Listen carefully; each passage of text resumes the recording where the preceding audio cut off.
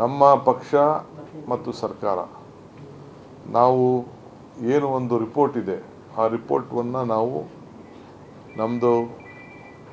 ನಾವು ಒಟ್ಟಾಗಿ ನಮ್ಮದು ಯಾರ್ದು ತಗರಾಲೇನಿಲ್ಲ.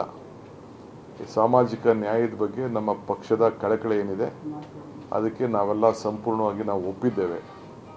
ಆದರೆ ನಂಬರ್ ಬಗ್ಗೆ ಕೆಲವರು ನಮ್ಮದು ಜನಸಂಖ್ಯೆ ಕಡಿಮೆ ಇದೆ, ನಮ್ಮನ್ನು ಬಿಟ್ಟೋಗಿದ್ದಾರೆ, ನಮ್ಮನ್ನು ಮಾತಾಡಿಲ್ಲ ಅಂತ ಏನು ಹೇಳಿದ್ದಾರೆ ಅದರ ಬಗ್ಗೆ ನಾವು ಎಲ್ಲರಿಗೂ ಕೂಡ ಅವಕಾಶವನ್ನು ಮಾಡಿಕೊಡ್ಬೇಕು ಅಂತೇಳಿ ತೀರ್ಮಾನ ಮಾಡಿದ್ದೇವೆ. ಅದಕ್ಕೆ ನಾನು ಈ ಸಂದರ್ಭದಲ್ಲಿ ಎಲ್ಲ ಸಾರ್ವಜನಿಕರಿಗೆ, ಮಠಾಧೀಶರಿಗೆ, ಸಂಘ ಸಂಸ್ಥೆಯವರಿಗೆ, ಸಮಾಜದ ಮುಖಂಡಗಳಿಗೆ ಎಲ್ಲರೂ ಕೂಡ ನಾವು ಮನವಿ ಮಾಡ್ಕೊಳ್ತೇವೆ.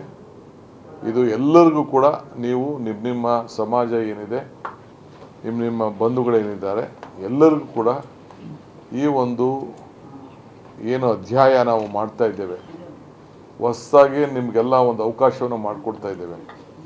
ಅದನ್ನೆಲ್ಲ ಕೂಡ ಮತ್ತೆ ನೀವು, ಯಾಕಂದರೆ ನಿಮಗೆ ಸಾರ್ವಜನಿಕವಾಗಿ ಈಗ ನಾವೇನು ಮಾಡಿದ್ದೇವೆ ಅದು ಕೂಡ ನಿಮ್ಮೆಲ್ಲರ ಗಮನಕ್ಕೆ ತರ್ತೇವೆ.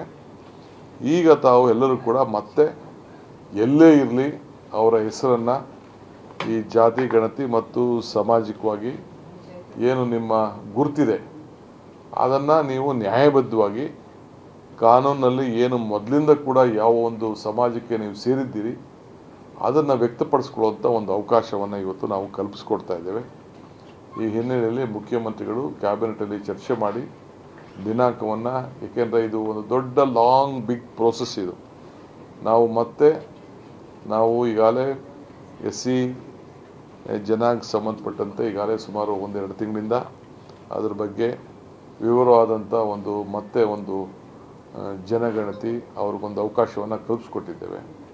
ಈ ಮಧ್ಯದಲ್ಲಿ ಎಲ್ಲರೂ ಕೂಡ ಮತ್ತೆ ನಾವು ಇನ್ವಾಲ್ವ್ ಮಾಡ್ಕೊಳ್ಬೇಕಾಗ್ತದೆ.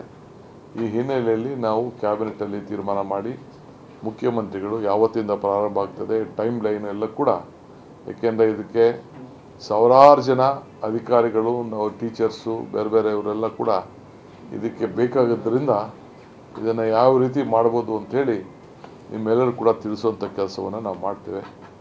ಅದರಿಂದ ಯಾರಿಗೂ ಕೂಡ ನಮ್ಮ ಸರ್ಕಾರದ ಬಗ್ಗೆ ಆತಂಕ ಬೇಡ. ನಾವು ಎಲ್ಲರನ್ನೂ ಕೂಡ ವಿಶ್ವಾಸಕ್ಕೆ ತೆಗೆದುಕೊಂಡು ಎಲ್ಲರಿಗೂ ಕೂಡ ನ್ಯಾಯವನ್ನು ಒದಗಿಸ್ಕೊಡ್ಬೇಕು ಅನ್ನೋದು ನಮ್ಮ ಕಾಂಗ್ರೆಸ್ ಸರ್ಕಾರದ ಒಂದು ಸಂಕಲ್ಪ.